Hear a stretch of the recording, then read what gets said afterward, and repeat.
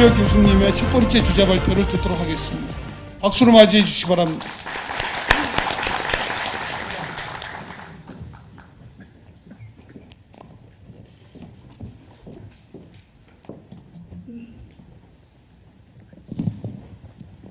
예, 이필렬입니다.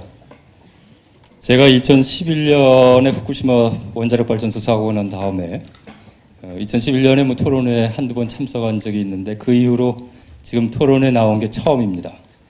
그동안 이런 토론회를 뭐 여러 가지 생각들이 있어서가 아니라 박근혜 이명박 정부 때는 그런 것들이 필요 없다라고 생각을 해서 전혀 그런 기회가 있어도 하지 않았는데 이번 문재인 정부 들어와서는 조금 보탤 말이 있을 수도 있겠다라는 생각이 들어서 발제를 받게 됐습니다. 아까 어기구 의원이 뭐 탈원전 가능하다고 생각하느냐 또는 불가능하다고 생각하냐 이렇게 질문하셨는데 많은 분이 불가능하다고 생각한다고 손을 드셨어요. 그런데 제가 미리 말씀을 드립니다. 여러분이 원하든 원하지 않든 탈원전은 될 것이고 에너지 전환도 될 것입니다. 그런데 문제는 언제 될 것이냐 이겁니다. 그게 40년 후에 될 수도 있고 60년 후에 될 수도 있고 100년 후에도 될 수 있습니다. 그 점을 여러분에게 먼저 말씀을 드리고 제 발표를 하겠습니다. 근데 25분이 그렇게 길지 않은 시간이라 25분이 넘을 수도 있을 것 같아요. 노광표 소장님. 자, 에너지 전환은 제가 방금 말씀드렸듯이 시대의 과제고 원하든 원치 않든 반드시 이루어질 것입니다. 그런데 에너지 전환에 대해서 우리가 이게 에너지 전환이 과연 무엇이냐라고 정의를 내릴 필요가 있죠. 제가 2001년에 에너지 전환의 현장이라는 책을 낸 적이 있습니다. 에너지 전환이라는 말을 제가 우리나라에 처음으로 도입을 했고 그걸 이제 퍼뜨렸는데 정의를 그때 좀 내린 게 있어요. 정의를 내렸는데 다시 한번 보면 에너지 전환이라는 말은 독일에서 에네르기벤데라는 말로 처음 도입이 됐습니다. 그리고 영미권에서도 에네르기벤데라는 말을 그 사람들이 뭐 에너지 어쩌고 저쩌고라고 번역을 하지 않고 그냥 에네르기벤데라는 말을 그대로 쓰고 있습니다. 자, 이 에너지 전환은 원자력과 화석연료에 기반한 위험하고 지속 불가능한 원자력과 화석연료에 기반한 에너지 시스템을 지속 가능하고 안전한 재생 가능 에너지, 태양광, 수력, 풍력, 지열 같은 이러한 에너지에 기반한 에너지 수급 시스템으로 바꾸는 것이다 라고 정의할 수가 있습니다.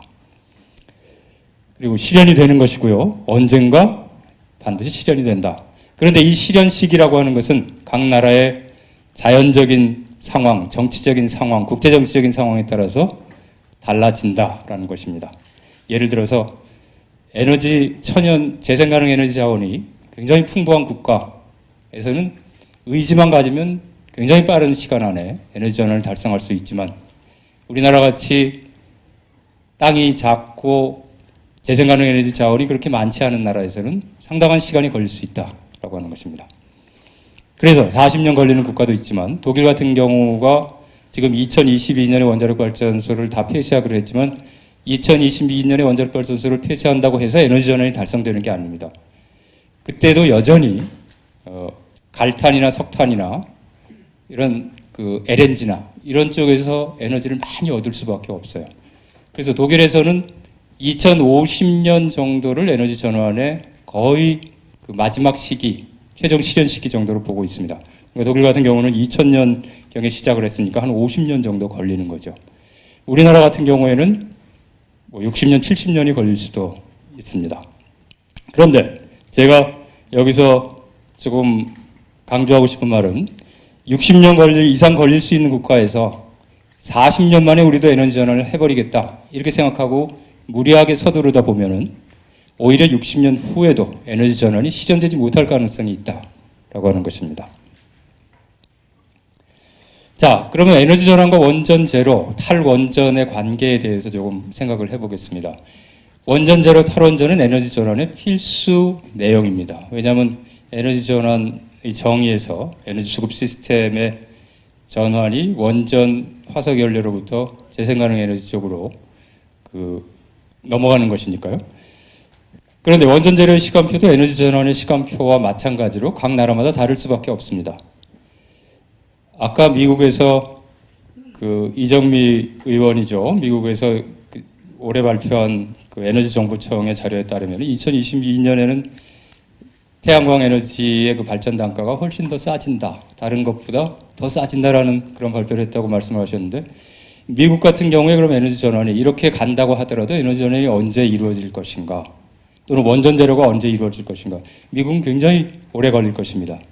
왜냐하면 지금 현재 원자력 발전소를 건설하는 것도 있고, 그 다음에 원자력 발전소의 수명을 계속 연장을 해주고 있습니다. 80년까지 연장해주는 것들도 있는데, 그렇게 되면 미국은 2100년이 돼도 에너지 전환이 또는 원전 제로가 불가능해질 수 있습니다. 그렇지만 독일 같은 경우에는 이미 2000년에 탈원전을 결정을 했고, 1998년이죠.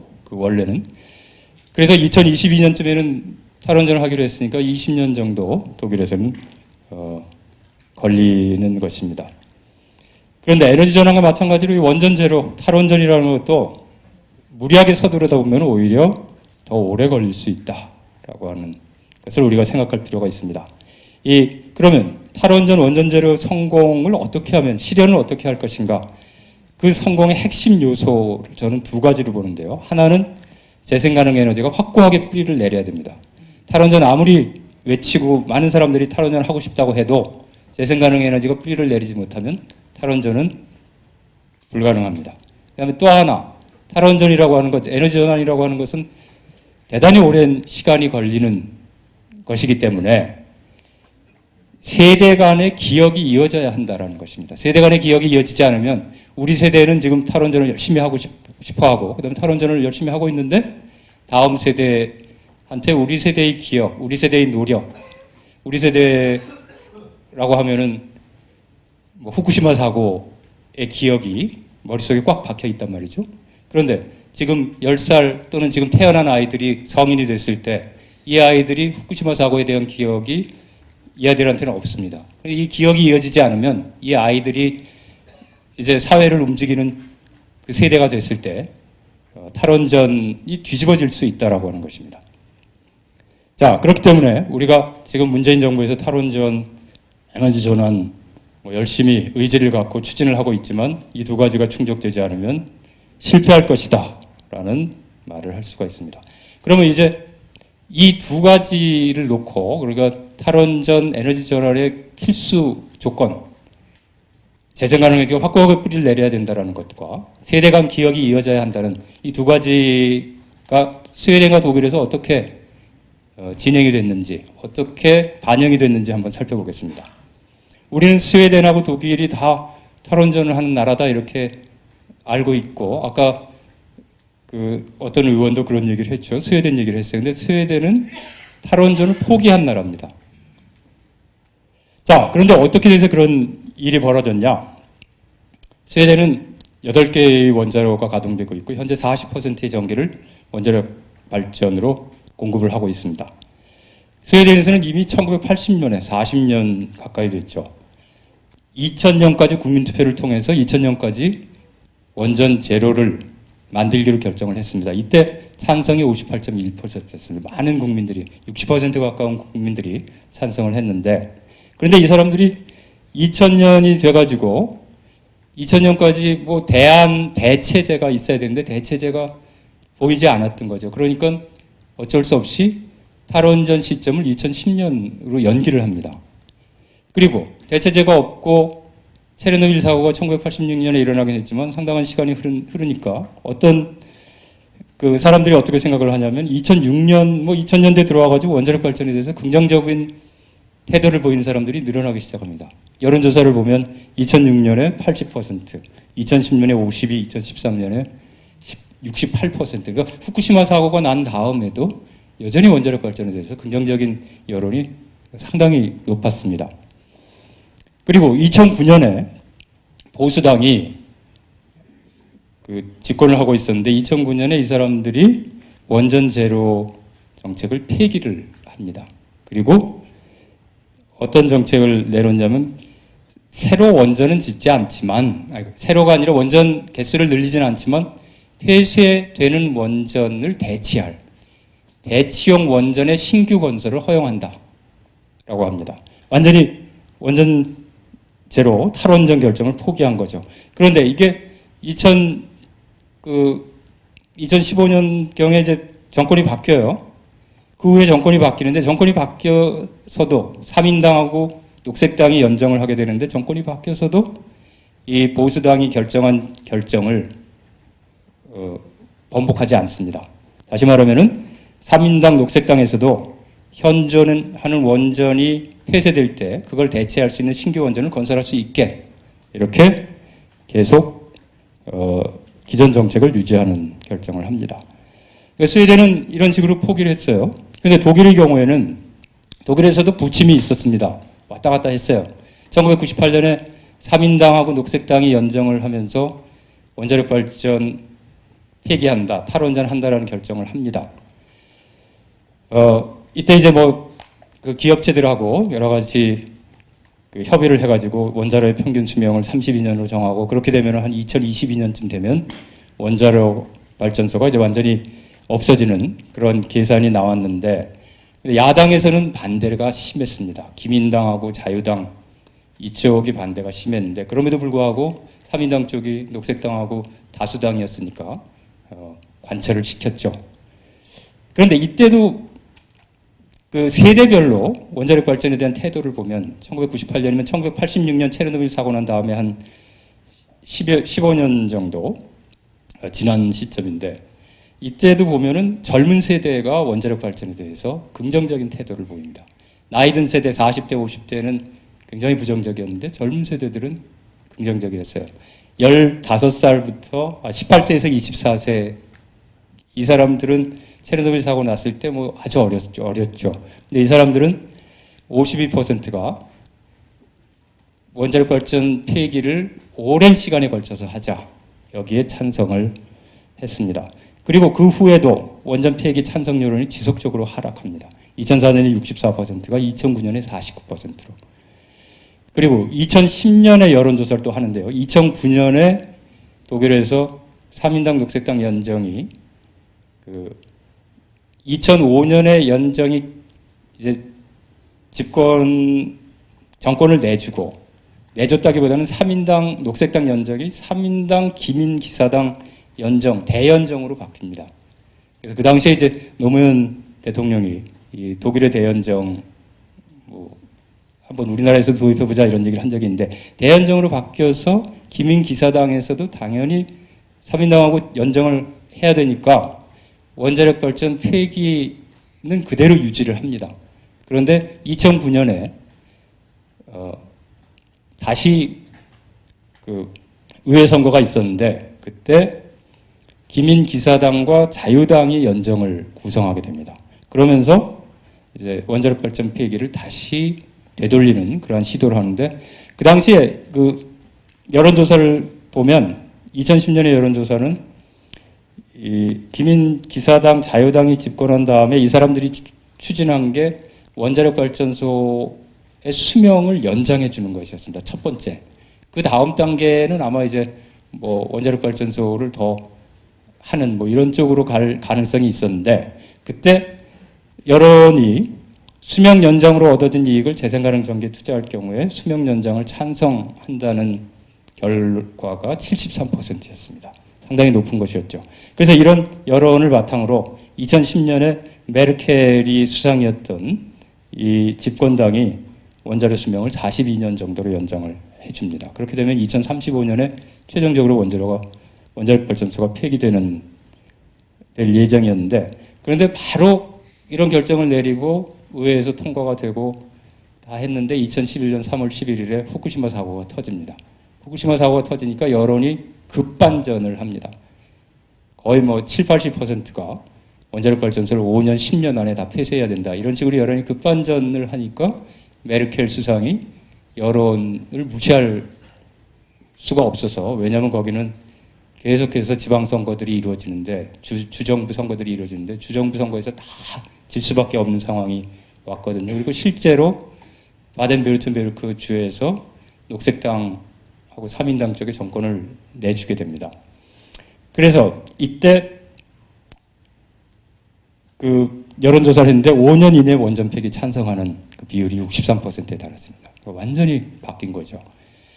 그래서 메르켈이 서둘러서, 아까 김동철 의원은 법을 만들지 않고 문재인 정부가 뭐 공론화위원회니 뭐 신고리 오류코기 중단이니 뭐 이런 걸 감행을 한다 이런 식으로 해서 막 비판을 했는데, 또 어떤 국민의당의 어떤 양반은 탄핵 소추감이다 뭐 이런 식의 얘기를 했는데, 메르켈도 전혀 법적인 그런 근거 없이 진행을 해요. 어떤 식으로 진행을 하냐면은 당장 윤리위원회를 소집을 합니다. 그 원자력 발전, 그러니까 정의로운 에너지의 길이 어떤 것인가를 논의하기 위한 윤리위원회를 소집을 해서 윤리위원회를 한 두세 달 정도 운영을 해요. 그래서 윤리위원회에서 내린 결론을 받아들입니다. 결론은 뭐냐? 2020년대 초반까지 독일의 원자력 발전소를 모두 폐쇄하는 것이다 라는 거였습니다. 그래서 그걸 받아들여서 결정을 해버립니다. 의회에서 결정을 해요. 의회에서 어떤 식으로 결정을 했냐면 좌파당만 빼고 나머지 당이 3인, 기민, 기사, 녹색당 전부 메르켈의 그 결정을 찬성을 합니다. 좌파당은 반대한 이유가, 우리나라의 아까 이정미 대표 오셨는데 그 정의당과 비슷한 그러한 당이죠. 그런데 좌파당은 더 빨리 폐쇄해야 된다. 2020년대 초반, 2022년 우리는 그거 만족 못하겠다. 10년 안에 폐쇄해라. 이런 의견을 내고 반대를 하게 됩니다. 그런데 2016년 작년에 이 기업체로서는 굉장한 타격이죠. 원자력 발전을 가동하는 기업체로서는 큰 타격인데, 이 기업체에서 그 손해를 헌법재판소에 그게 메르켈의 결정이 잘못됐다라고 헌법재판소에 헌법소원을 냅니다. 그래서 헌법재판소에서 어떻게 결정을 하냐. 우리나라에서도 이런 일이 발생할 가능성이 있습니다, 분명히. 그런데 헌법재판소에서는 정부에서 원자력 발전소 수명 연장을 했다가 다시 줄이는, 그리고 원자력 발전소 폐기하는 그런 결정을 또는 그 폐기를 기업체들에게 요구할 수 있다. 요구해도 된다. 그러나 기본법이죠. 헌법과는 불일치하는 면이 있다. 이렇게 돼가지고 메르켈 정부에서, 독일 정부에서 이 기업체에 상당히 많은 돈을 배상을 해줘야 되는 그런 결과가 지금 나와 있습니다. 그래서 이 계산에 따르면은, 계산이 들쑥날쑥 하겠지만, 우리 돈으로 치면은 약 한 30조 가까이 되는 돈을 배상을 해야 되는 지금 상황입니다. 자, 그런데 그 후에 이제 현재 여론 추이는 원전 폐기 찬성이 굉장히 높습니다. 2012년에 72%, 2014년에 70%고요. 2015년의 여론조사는 에너지 전환에 찬성하는 비율이 80% 이상, 90% 정도 됩니다. 독일에서는 의회에서 모든 정당이 에너지 전환에 찬성을 했고, 그 다음에 그게 가시적으로 가능하다는 게 국민들에게 보이기 때문에 에너지 전환은 확고한 그러한 더 이상 되돌릴 수 없는 것이 됐습니다. 자, 스웨덴과 독일의 차이. 아까 스웨덴은 포기했다 그랬는데, 스웨덴이 포기한 이유가 여기서도 조금 드러납니다. 스웨덴은 거의 절반, 전기의 절반 가까이를 수력에서 얻고 절반 가까이를 원자력에서 얻습니다. 그런데 이 비율이 거의 변화가 없어요. 1980년대부터 거의 변화가 없어요. 그러니까 이때 1980년에 원자력 발전 안 하기로 결정을 했으면 원자력 발전을 줄여나가고 다른 수력을 늘린다거나 또는 풍력이나 이런 걸 늘리는 노력이 있어야 되는데 전혀 변화가 없습니다. 이런 상황에서 원자력 포기라고 하는 거, 탈원전이라고 하는 게 불가능하다라고 사람들이 생각할 수밖에 없겠죠. 그러니까 여론이 그렇게 돌아간 겁니다. 그런데 독일의 경우는 이 밑에 있는 초록색, 연녹색이 재생가능 에너지인데 1990년대, 1990년대부터 시작해서 계속 증가해요. 2000년경부터는 상당히 빠른 속도로 증가하죠. 그래서 현재 재생가능 에너지를 가지고 전기의 한 2% 정도를 공급을 하고 있고, 대신에 원자력 발전, 이 두 번째, 밑에서 두 번째가 원자력 발전입니다.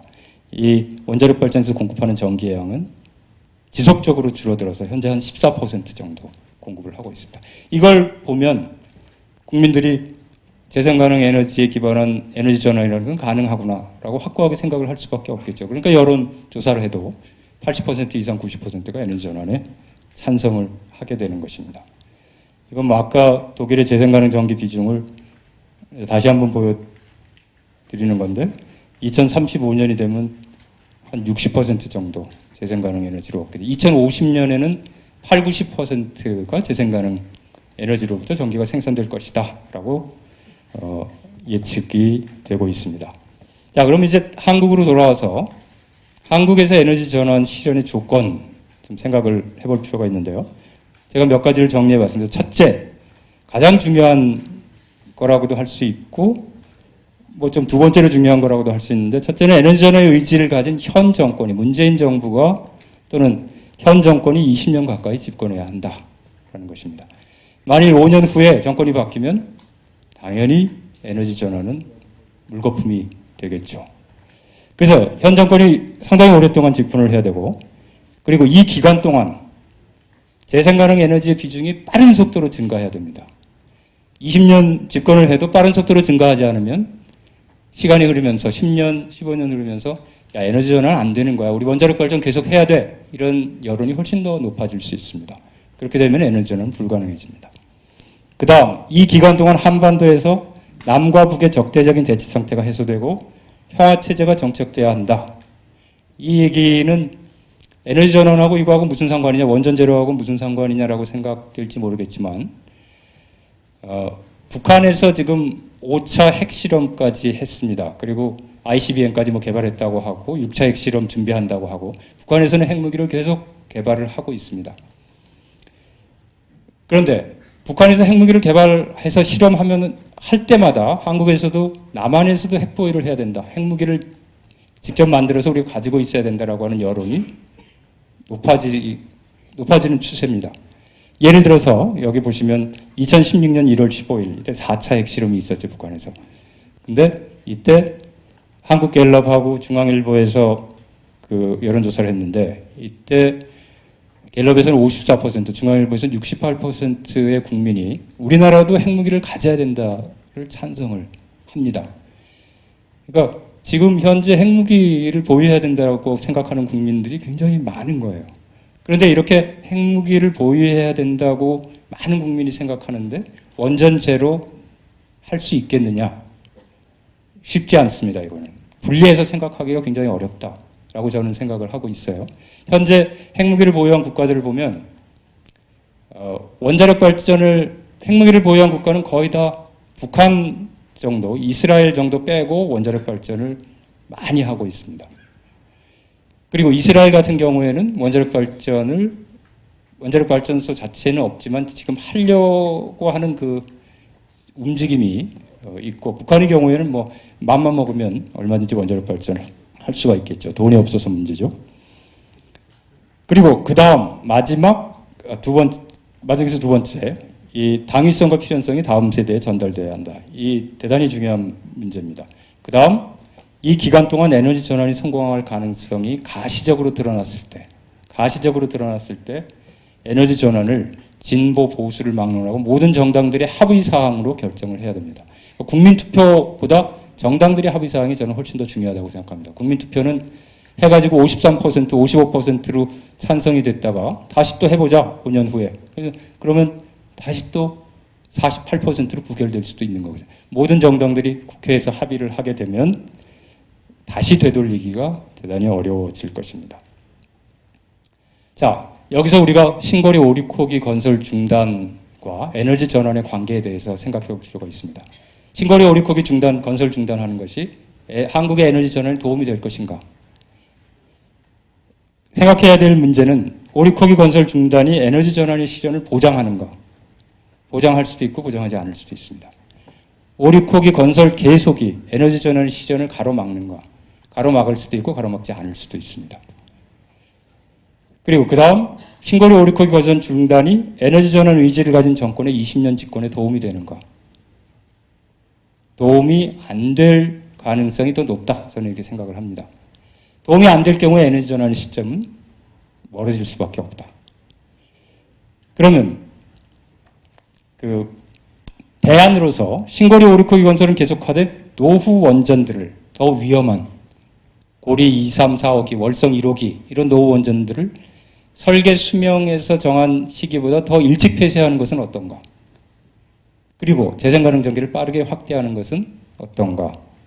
생각해 볼 필요가 있죠. 이 경우에는 에너지 전환 실현이 앞당겨질 수가 있을 것입니다.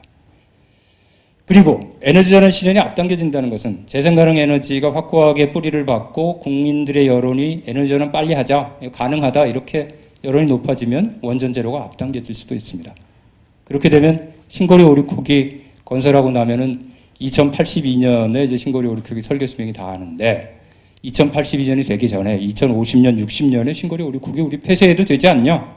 이런 식의 얘기를 많은 사람들이 할 수 있을 것이고 여론이 그쪽으로 돌아가면 일찍 폐쇄할 수 있는 것이다. 라고 저는 좀 생각을 해봤습니다. 그렇기 때문에 지금 우리가 신거리 오리코기 건설 중단 하자 말자 이거 가지고 너무 거기에 집착할 필요는 없다는 생각을 하고 있습니다. 공론화위원회에게 맡겨가지고 시민배심원단에서 건설 계속 해도 좋다라고 하면 그냥 넘어가면 되는 거죠. 건설하지 말자라고 하면 그것도 받아들여야 하는 것이고 이렇게 저는 생각을 하고 있습니다.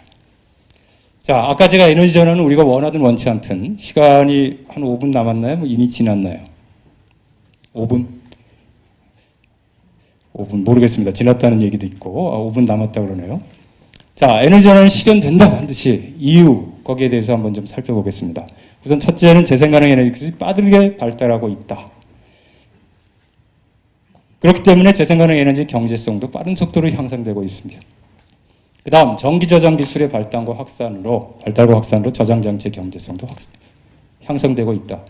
이 재생가능 에너지, 태양에너지라든가 풍력은 원자력 발전하고 달리 원자력 발전이 24시간 가동해서 계속 일정량의 전기를 생산하고 있지만 태양광이나 풍력은 바람이 불 때, 햇빛이 날 때만 전기를 생산을 하고 있죠. 그래서 바람이 없고 햇빛이 나지 않을 때는 이걸 저장할 필요가 있는데 이 저장장치가 그렇기 때문에 또는 백업, LNG 발전소 같은 것들이 백업을 해줘야 되는데 그런데 저장장치 배터리의 경제성도 향상되고 있습니다.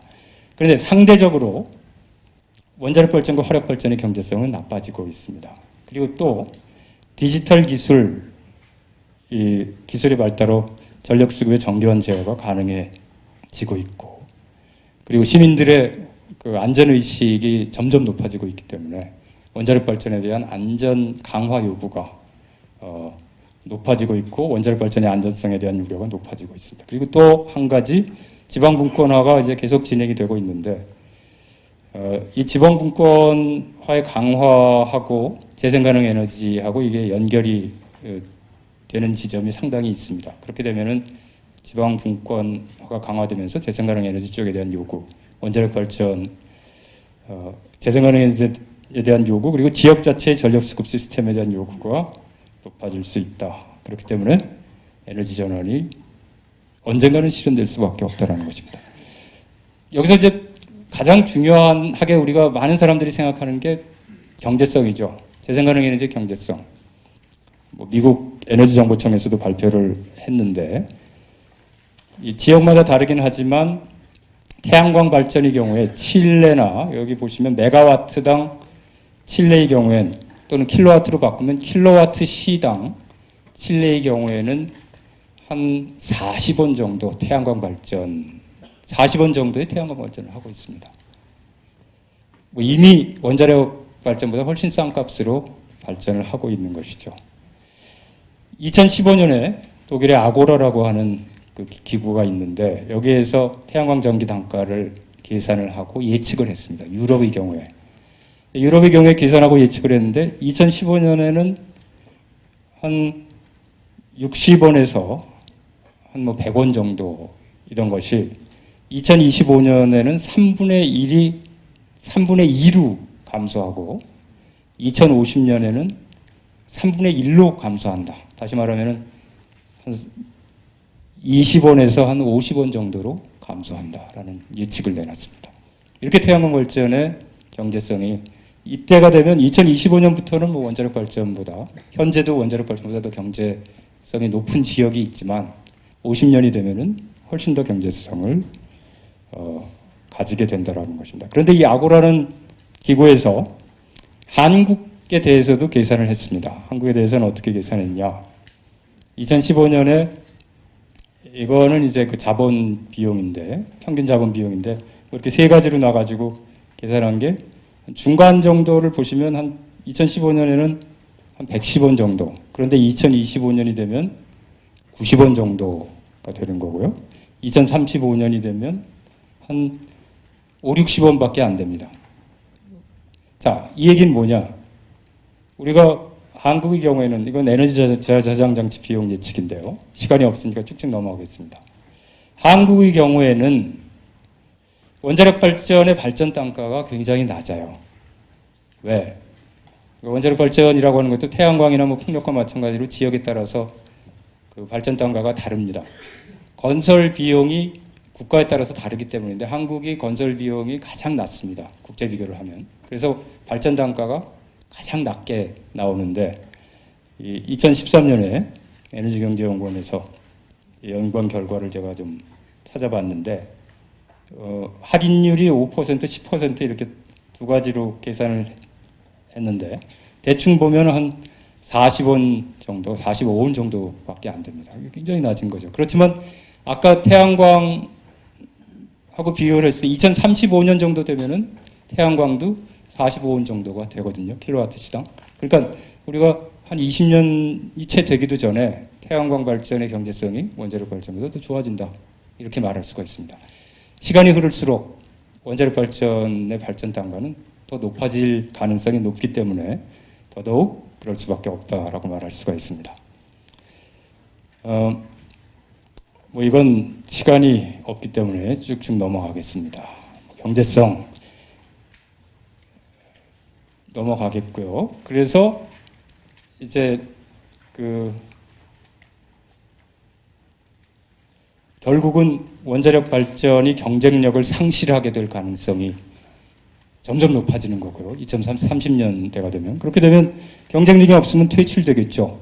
퇴출될 가능성이 높아지는 겁니다. 그런데 퇴출이 될 수 있느냐 없느냐는 대체제가 있느냐 없느냐에 따라서 달라집니다. 그러니까 원자력 발전의 경쟁력이 떨어진다 하더라도 태양광이나 풍력이나 이런 대체제들이 확실하게 자리를 잡고 이게 대신 해줄 수 있어야만 퇴출이 될 수 있습니다. 다시 말하면 현재 문재인 정부에서 내놓은 3020 또는 뭐 5050 같은 게 실현이 돼야만 원자력이 퇴출된다는 것입니다. 시간이 많지 않기 때문에 그냥 지금부터는 조금만 더 말씀을 하겠는데 우선 원자력계에서 주장하는 우리가 탈원전 하게 되면은 전기요금이 굉장히 높게 올라간다. 그러니까 뭐 비용이 굉장히 많이 들어간다. 예를 들어서 정범진 교수 같은 분은 토론회에서 360조가 들어가고 20% 재생가능 에너지 비중을 20%로 올리려면 360조가 들어가고 뭐 이런 얘기들을 막 한단 말이죠. 그런데 과연 그러냐? 좀 살펴볼 필요가 있는데요. 실제로 3020이 가능하려면 재생가능 에너지 비중을 재생가능 에너지 설비를 크게 늘려야 됩니다. 크게 늘려야 되는데 제가 좀 계산을 해봤어요. 계산을 했더니 태양광의 경우에 한 85기가와트가 필요하고 서울 면적의 1.4배가 필요하고 하여튼 굉장히 많은 돈과 노력과 자원이 투입이 돼야 됩니다. 자, 이렇게 100조 정도가 들어가는데 그러면 이 3020이 가능하려면은 어떻게 돼야 되느냐? 그렇게 많은 돈이 투입이 되면서 강력한 정책적인 뒷받침이 있어야 되고 국민적인 호응이 있어야 됩니다. 국민적인 호응이 없이는 제가 열광적이라고 했는데 열광적인 호응이 없이는 굉장히 어렵다라는 게 제 생각입니다. 독일에서는 열광적인 호응이 있었습니다. 스웨덴에서는 거의 호응이 없었어요. 자, 그런데 여기에서 또 한 가지 중요한 거는 전기 소비가 감소되는 겁니다. 전기 소비 감소가 가능한 거냐, 한국에서. 많은 사람들이 그렇게 생각할지 모를 겁니다. 왜냐하면 한국은 전기 소비가 지속적으로 증가해 왔거든요. 그런데 전기 소비가 감소하면 3020이 훨씬 더 쉬워집니다. 대신에 전기 소비가 계속 증가하면 3020이 대단히 어려워집니다. 그래서 전기 소비 감소를 아주 심각하게 우리가 받아들이고 노력을 해야 되는데, 예를 들어서 전력 소비가 현재 수준, 2016년 수준으로 그냥 머무른다. 2030년까지 머무르면 100조가 아니라 70조 투입해도 3020이 가능해집니다. 그런데 감소할 가능성이 있느냐? 감소할 가능성이 저는 있다고 봅니다. 첫째는 생산 가능 인구. 그 인구 구조가 변화합니다. 생산 가능 인구가 급격히 줄어듭니다. 그 얘기는 뭐냐면은 한국의 제조업이라든가 이 생산 쪽에 들어가는 전력이 줄어들 가능성이 굉장히 있다는 거죠. 그리고 디지털 기술을 이용해서 효율 향상이라든가 뭐 이런 것들을 할 수가 있는데, 지금 이미 전력 소비의 그 증가 추세는 크게 완화가 됐습니다. 그러니까 2010년부터 11년부터 시작해서 뭐 한 연간 1% 정도 증가하고 있는데, 그전에는 뭐 3%, 5%씩 증가했단 말이죠. 그런데 우리나라에서 이렇게 지속적으로 전력 소비가 증가했는데 이게 과연 제대로 된 것이었냐, 우리가 그냥 받아들여도 되는 것이었냐라는 걸 따져볼 필요가 있어요. 전력 소비의 1인당 소비 국제 비교를 해보면 뭐 다른 나라하고 비교할 것까지는 없고, 독일하고 우리나라와 그 산업 구조가 비슷한, 그러니까 제조업의 비중이 굉장히 큰 그런 독일하고 비교하면 1인당 전력 소비가 독일의 경우에는 거의 변화가 없습니다. 2000년대. 그런데 한국의 경우에는 지속적으로 증가해서 2014년에 10,000kWh가 넘어버렸습니다. 여기 OECD 국가, 여기 나와 있는 국가 중에서 미국 다음이에요. 미국이 12,900 정도인데. 그러니까 전력 소비가 과도하게 많다, 이렇게 생각할 수 있습니다. 그런데 이 전력 소비라고 하는 게 우리 그 생산 가능 인구가 이렇게 줄어들어요. 10년 후에는 65세 이상이 59.3% 증가하고 20대에서 40대까지 생산 가능 인구가 한 8% 정도 줄어듭니다. 그러니까 기본적으로 경제 규모 자체가 줄어들 것이라고 예상할 수가 있고, 이것만 봐도 전력 소비가 감소할 것이다라는 예측을 할 수가 있습니다. 그 다음에 또 하나는 에너지 원단인데, 에너지 원단위가 굉장히 안 좋아요, 한국이. 향상이 안 됩니다. 에너지 원단이 향상해야 된다라고 계속 얘기하는데 향상이 잘 안 돼요. 그런데 독일의 경우에는 어떠냐? 독일의 경우에 산업용 전기요금이 2000년대에 들어와서 크게 증가합니다. 2000년하고 2017년 비교하면 3배 가까이 증가했어요. 그럼에도 불구하고